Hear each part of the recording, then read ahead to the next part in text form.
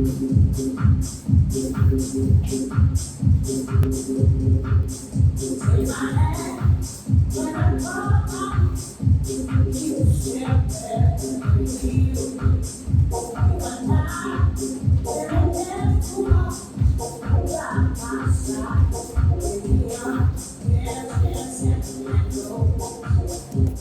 ちは、Nステッパーズのあきです。今日は私が普段見せ方で意識しているポイントをルーティンを共有しながらお伝えしたいと思います。今日のメインテーマはメロディーに合わせて踊るです。ビートで踊ると結構単調な印象を受けると思うんですけど、メロディーで踊ることによって曲の緩急を表現することができるかなと思ってます。まずは4/8の振りを、落としてから、その中で私が普段どういうことを意識しているかっていうところをポイントを含めてお伝えしていきたいと思います。で、最後に曲に合わせて2回振り付けを踊ります。では振り落としからよろしくお願いします。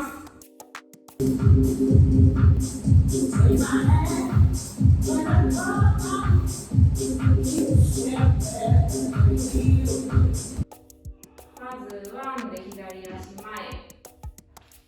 2、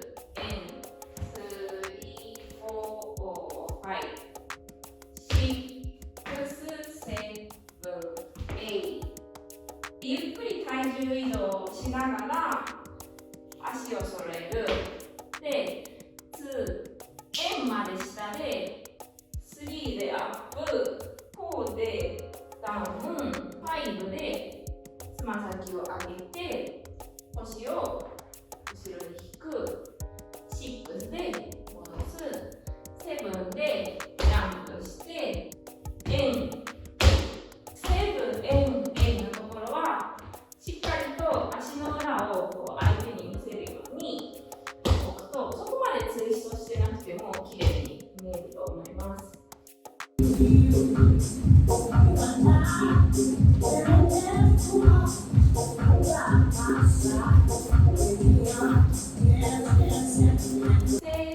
7A まで来たらシャッフルの足だけやります。左右後ろ、右左後ろ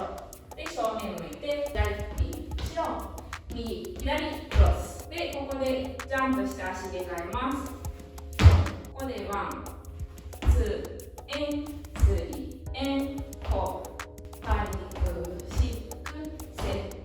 7、8です。最後はダブルステップです。少しだけ、体の向きを左側にジャンプすると、その後の切り返しが楽になると思います。今日のポイントとしては、相手に伝えやすくするっていうところが一番重要なところです。メロディーの歌詞の部分っていうのは見ている人にとっても一番意識しやすいところだと思うので、メロディーに合わせてステップを踏むことでより自分のやりたいことを相手に伝わりやすくすることができると思います。今日の振り付けで言うならば、やっぱり最初の歌詞に入るところは踏み方をちょっと意識してもらえる方がいいかなと個人的には思います。例えば、1で2って普通にサイドに出すんじゃなくて、声を出すときのパッって出すというよりは、あーってちょっと山ができるようなイメージを私は持っているので、足でこう丸を1、2、ってちょっと持ってき方を上から踏むことで少し柔らかい印象をつけることができるかなと思ってます。繰り返しの部分で強弱をつけることで、よりメロディーを目で見れるように、曲って一定じゃないのでそれぞれ強弱があって、同じステップであっても強弱をつけることでメロディーの流れを可視化する。今日だとシャッフル、あとオープンクロスでやるところは振り自体は同じですけど、ちょっと踏み方が違ったりするので、最初のシャッフルだったらタッタッって細かいところをやった後にタッタッタッタッタッタッってなるので、蹴りを弱くで、この後はちょっと大きい動きに備えて手も少し広げながら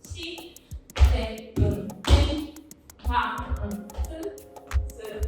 7 8 1 2 3 4 5 6 7 8。はい。では